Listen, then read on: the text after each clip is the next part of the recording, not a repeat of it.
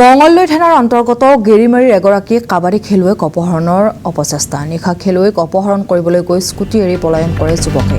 পলায়ন কৰা যুৱকজন ধুলা থানাৰ উদ্দেজাৰৰ ইক্ৰামুল হক বুলি চিনাক্ত কৰা হৈছে। AS 13845449 নম্বৰৰ স্কুটি এখন গেৰিমাৰীৰ মহৰ্ষি বিদ্যা মন্দিৰৰ পৰা কিছু দূৰৈত ৰখাই থোৱা প্ৰত্যক্ষ কৰে।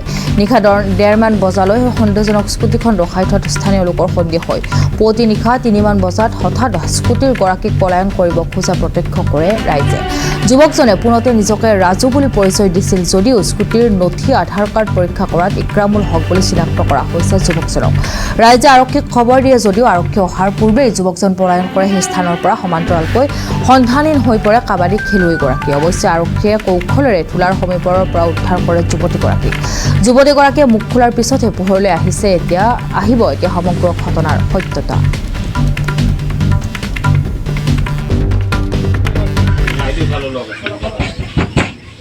অতি চিন্তাজনক আৰু দুৰ্ভাগ্যজনক কথা যে ব্লক হিন্দু এলেকাত য'ৰ 4-5 কিলোমিটাৰ ৰেডিয়াছত মানে মুছলমান নাই, তাত দূৰৰ পৰা 10-15 কিলোমিটাৰ দূৰত আহি এটা জেহাদীয়ে ইয়াৰে এগৰাকী ছোৱালীক, খেলুৱৈ ছোৱালীক লাভ জেহাদৰ চিকাৰ বনাইছে।